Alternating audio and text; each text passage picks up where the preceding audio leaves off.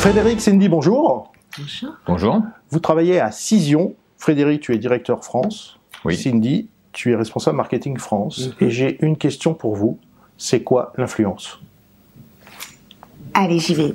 L'influence, c'est à notre sens, c'est un mélange de 4 ingrédients qui sont absolument nécessaires pour réussir sa stratégie d'influence.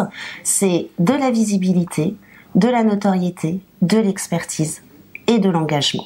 Engagement social, engagement auprès des influenceurs, tout ça pour développer justement l'image de sa société et faire passer ses messages.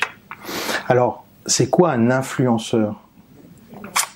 Un influenceur, ça va être tout simplement un relais d'opinion et un relais d'opinion qui a une communauté qui est elle-même engagée. Finalement, un influenceur a une communauté où il y a aussi des influenceurs dans sa communauté. En fait, tout le monde court après une chaîne d'influenceurs, toujours dans le but de relayer ses messages, ses actualités, de positionner sa société sur le marché. Et Cision, dans ce paysage de l'influence, qu'est-ce que ça propose et comment vous aidez en fait les marques à travailler ?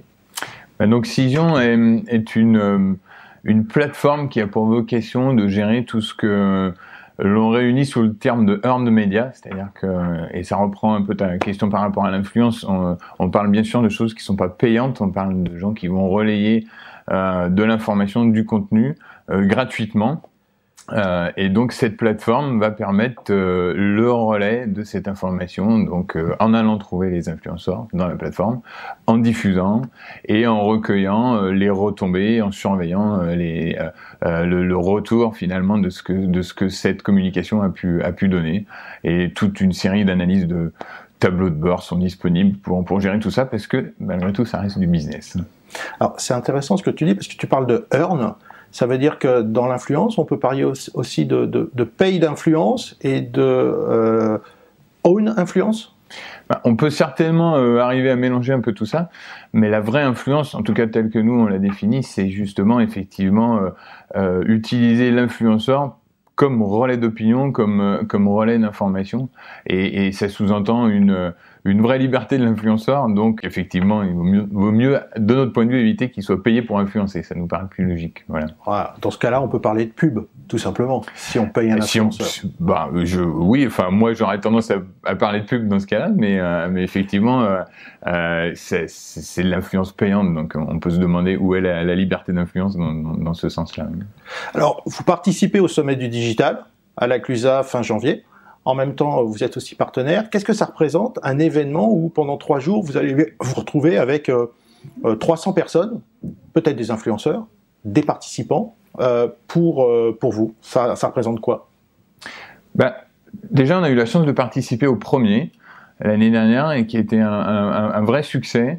Ça représente plein de choses. À titre, moi, en tant que dirigeant de l'entreprise, ça représente un vrai moment de respiration et un vrai moment de recherche, d'inspiration, d'influence aussi. Après, c'est aussi intéressant dans le domaine dans lequel on est de rencontrer des gens qui eux-mêmes sont influenceurs dans le domaine du digital et de la communication et du marketing qui sont liés à notre écosystème. Donc je peux pas cacher l'intérêt aussi pour nous de rencontres. Et le terme rencontre, au final, finalement, c'est un peu ça. L'expérience qu'on a vécue était une vraie relation humaine. Et dans ce monde du digital, je trouve, et on trouve, que c'est important d'avoir cette dimension humaine.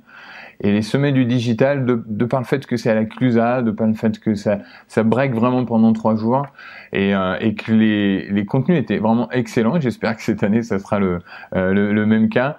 C'était un vrai bon moment de respiration. Voilà. Donc en fait, c'est et pour se sortir de son quotidien, pour, comme tu dis, faire un break, mais c'est un break studieux, parce qu'en même temps, on récupère de l'information pour son business.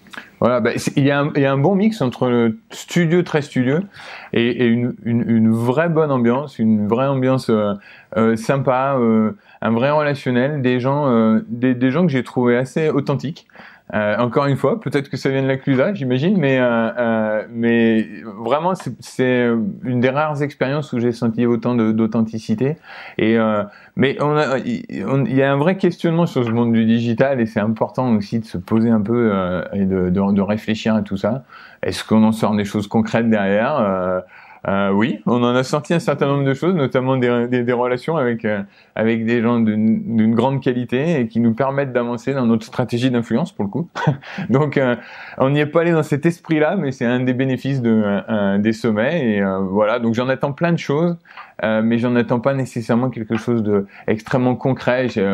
Voilà, je cherche aussi de l'inspiration dans ce genre d'événement.